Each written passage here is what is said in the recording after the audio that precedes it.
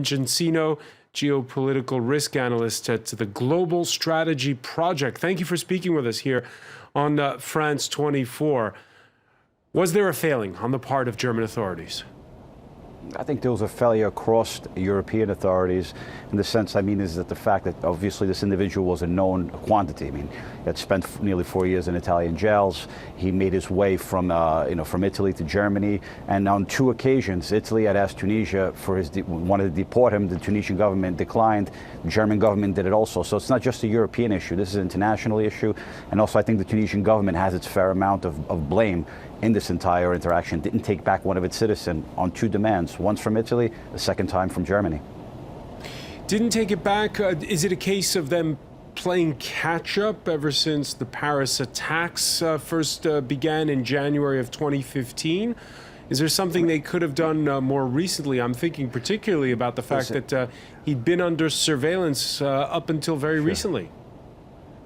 In terms in Germany, the individual, due to German laws and the regulations of the system, and it passed obviously under Gestapo, under the Nazis, the Stasi under the East German Communist government, this issue of state surveillance of citizens is a very sensitive issue. But the Cold War ended 25 years ago, and Germany has to update and upgrade its current system to reflect more, whether it's CCTV cameras. There's an improvement that needs to be made across the board in Germany and other places. In this game of cat and mouse and in this game of counterterrorism, we could call it, you're always going to be, you always have to try to remain on the cutting edge in terms of technology and in terms also of human intelligence. To its credit to the German authorities, one of their agents had infiltrated the specific ring of jihadists, but obviously law enforcement wasn't done what should have been done in terms of detaining this individual. So I think there's a lot of blame to go around to many different parties in this whole issue, and there's always going to be some sort of gap, some sort of, I want to call it failure. The unfortunate reality is that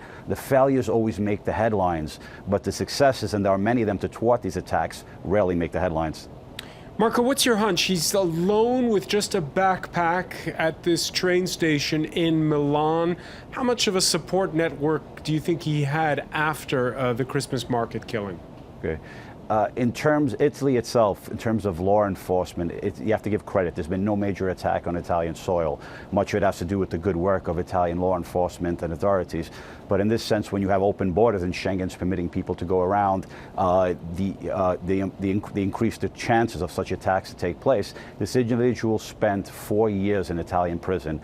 And although there's been no major attacks on Italian soil, there are extensive jihadist networks throughout Italy, and particularly in the area in Milan and its surroundings. So I think in this sense, the fact that he was found in Italy, whether there were sources or not, common sense would dictate that since he spent all that time in Italian jails, that he would possibly make his way to Italy, or try to make his way to Italy. And it seems like, according to the police chief of Milan, he was found randomly. They weren't really tipped off. So in this sense, you have to give credit to ordinary Italian policemen for the good work that they're doing. And it wasn't in the main central station of Milan. It was one of the local stations in Sesto San Giovanni.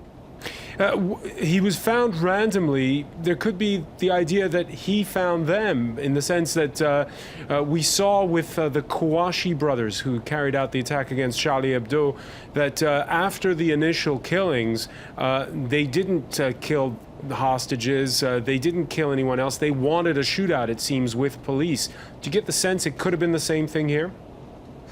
No, I don't think so, because obviously if he wanted a shootout, he didn't take the proactive measure of pulling out his gun and shooting them. It was when they confronted him and wanted to take his information, he knew from there that there was going to be a confrontation, and then from them he took action.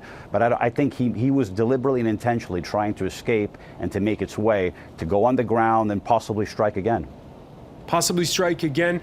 Do you think he had, do you think he could have made it from Berlin to Milan unassisted, alone?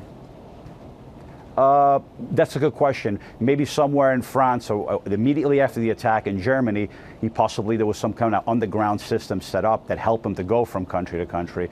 But the ultimate destination, he did it on his own. But in the initial phases, it's possible he may have gotten assistance from his network or his people with the cell within which he works in Germany. But the thing is that now this raises once again the issue of Schengen and the reaction parties, or the populist parties, if one wants to call them, whether it's Beppe Grillo in Italy, who's who's getting political mileage out of this issue, or Marine Le Pen, was actually talking about and reaffirming her commitment to end Schengen.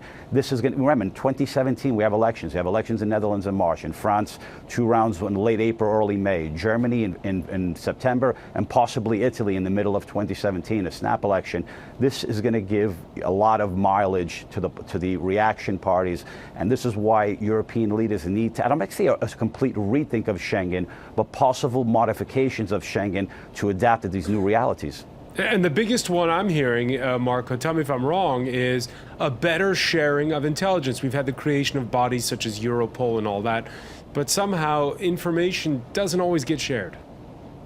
Listen, terrorism is international, but the counterterrorism effort largely remains within the national domains. There's been improvements in coordination and cooperation within Europe since the Paris attacks. Once again, remember, a lot of attacks have been thwarted due to that intelligence collaboration and cooperation, but I don't think it is where it should be. For example, there's a possible creation of a counterterrorism center in Europe similar to what you have in the United States. Obviously, in Europe, it's a bit more difficult because it's not one country. It's several countries participating together, each one ceding a bit of sovereignty in a way to be able to work together more effectively. But I make reference again, it's not just within Europe or between the Western countries, it's between Europe, the Western countries, and also countries in the Middle East and North Africa.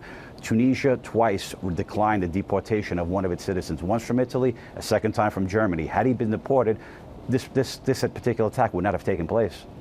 Marco Vicenzino, many thanks for joining us from New York City. Thank you.